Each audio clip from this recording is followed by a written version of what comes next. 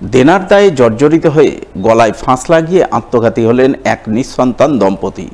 বৃহস্পতিবার সাত সকালে এই ঘটনাকে ঘিরে জোর চাঞ্চল্য ছড়ালো মালদার বৈষ্ণবনগর থানার 18 মাইল জালাদিটোলা এলাকায়। জানা গেছে, আত্মঘাতী দম্পতির নাম সুজিত ঘোষ, বয়স 42 বছর, এবং সুষমা ঘোষ, বয়স 35 বছর। তাদের বিয়ে হয়েছিল 15 বছর আগে, তবে কোনো ছেলে মেয়ে হয়নি। তারা নিঃসন্তান ছিলেন। এ নিয়ে তারা কিছুটা মানসিক অবসাদে ভুগছিলেন। তার উপর সম্প্রতি তারা দেনার দায়ে জর্জরিত হয়ে পড়েন। সেই কারণেই বৃহস্পতিবার সকালে স্বামী স্ত্রী দুজনে মিলে শোয়ার ঘরে একই সারিতে গলায় ফাঁস লাগিয়ে আত্মঘাতী হন বলে খবর, যাকে কেন্দ্র করে পরিবারবর্গ কান্নায় ভেঙে পড়েন। শোকের ছায়া নেমে আসে গোটা এলাকায়। ঘটনার খবর পেয়ে বৈষ্ণবনগর থানার পুলিশ মৃতদেহ দুটি উদ্ধার করে ময়না তদন্তে পাঠায়।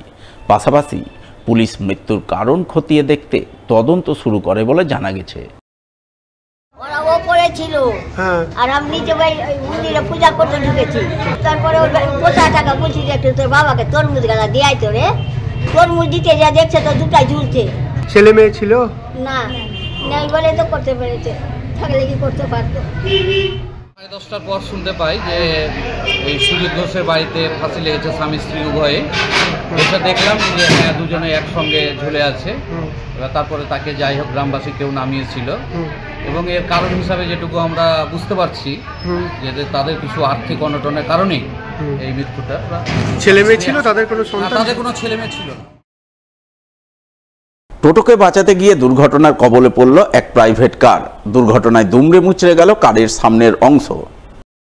বৃহস্পতিবার বিকাল 3টা নাগাদ ঘটনাটি ঘটেছে মালদার কালিয়াচক থানার জালালপুরের ডাঙ্গা এলাকায়। জানা গেছে, এদিন উত্তর 24 পরগনার বারুইপুর থেকে একটি প্রাইভেট কারে চেপে 3 জন ডুয়ার্সের উদ্দেশ্যে যাচ্ছিলেন। কিন্তু যাওয়ার সময় মালদার কালিয়াচকের ডাঙ্গা এলাকায় 12 নম্বর জাতীয় সড়কে হঠাৎ করে একটি টোটো কারের সামনে চলে আসে।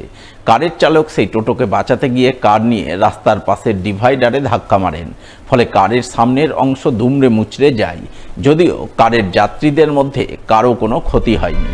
এদিকে এই দুর্ঘটনার পরপরই বহু মানুষ ঘটনাস্থলে ভিড় জমান, যার জেরে জাতীয় সড়কে যান চলাচল স্তব্ধ হয়ে পড়ে। পরে কালিয়াচক থানার পুলিশ গিয়ে পরিস্থিতি নিয়ন্ত্রণে আনে এবং দুর্ঘটনার কারণ খতিয়ে দেখতে তদন্ত শুরু করে বলে জানা গেছে। রাস্তায় হঠাৎ ওপরে রাস্তার অংশটা গাড়ি দাঁড়িয়ে ছিল, হঠাৎ করে টোটো আসতে টোটোটাকে বাজাতে গিয়ে রাস্তায় এই অবস্থা হয়েছে। কার সাথে ধাক্কা লাগলো? কাউকে ধাক্কা মারিনি, ডিভাইডারে গাড়িটা ব্রেক মারতে মারতে সেখানে দাঁড়িয়েছে।